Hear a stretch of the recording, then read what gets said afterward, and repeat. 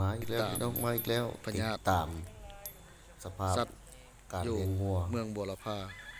ของเมือง ตาม บัวล วิศ พา การ ตามวิศการเป็นราย การก งาน สิกรรมเพิ่นรายงานว่า ว่างัว เป็นปากเปื่อยลงเล็บเนาะ เสื้อพญาติ แต่ว่าปัจจุบันนี้แต่ว่าอาการของงัวนี่ไข้แล้ว เลี้ยงสัตว์และการประมงของเฮา เห็นดอกเตอร์มาแล้วไข้นะพญาตินี่ นำหน้าประทางโดยทางดรอรุณบัตรแก้วปัทไทย แต่ว่าเศร้า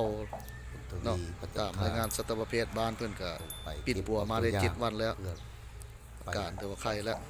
ส่งห้องวิจัยเนาะแต่ว่าการรายงานของ โอ้โหเนาะ สัตวแพทย์บ้าน เพิ่นว่าอาการไข้ขึ้นแล้วเนาะปัวได้7วันแล้วฝากปิดพยายามปักเปื่อยโรงเรียน เป็นโดนระบาด มาเบิ่งข้อที่2บาท ที่2 เป็นลงตีนปากยังพัดลง งัวที่เป็นปากเปื่อยโรงเรียนตัวโรงเรียนเนาะตัวนี้ยังบ่ทันลงปาก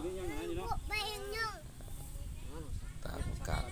เจ้าของสัตว์เพิ่นเล่า จักยาแล้วนี่ ถิ่นบ้าน เออ เมืองบัวลำพาเพิ่นได้เล่าสู่ฟังทางทีมงานเฮาก็พากันไปเบิ่งงัวแล้วเห็นตัวหนึงกำลังปิดเนาะกำลังปิดกำลังงะบึกปากมัน กำลังเป็นอันนี้กำลังซึ่ง งะบึกปากมันว่า เว้นห สิ มดแล้วนะ เก็บเอา ตั ตัว ว ใหญ่ อย่าง น้ำพวกปากตัวใหญ่นี่บ่ อย่างเพื่อไปส่งเข้าห้องวิจัยพยาธิก็เห็นวิธีเอา แบบอย่าง เอาเหงือกกัน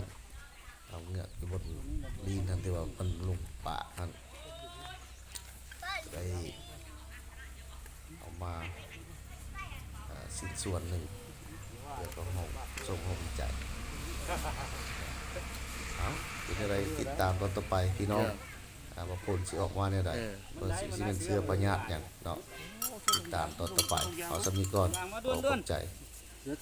มีทุกอย่างน้ำกันฮะโอ้น้ำพวกในรถพวกนี้